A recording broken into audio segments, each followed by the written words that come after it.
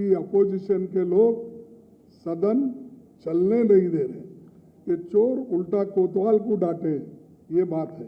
अरे हम अंदर आते, जब मैं नोटिस पढ़ता हूँ 265 का, अभी ऐसा पेपर लेता हूँ तो उधर से माफी मांगो, खास करके राज्यसभा में माफी मांगो।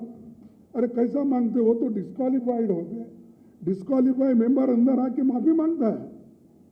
अच्छा, वो राज्यसभा मेंबर भी नहीं है, वो लोकसभा के मेंबर है, आप क्यों उठाते हो?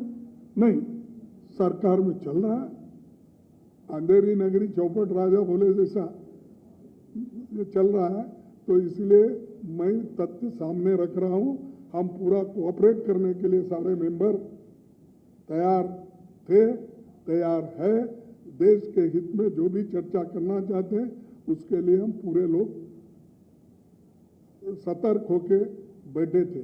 लेकिन सरकार का मंशा ये था कि पूरा बजट सेशन वॉश आउट करना, तो उन्होंने अपना काम किया। ये एटीट्यूड को मैं कंडम करता हूं। अगर यही एटीट्यूड रहा, इस देश में डेमोक्रेसी बचेगी नहीं और आहिस्ता आहिस्ता डिक्टेटरशिप की तरफ ये जा रही है।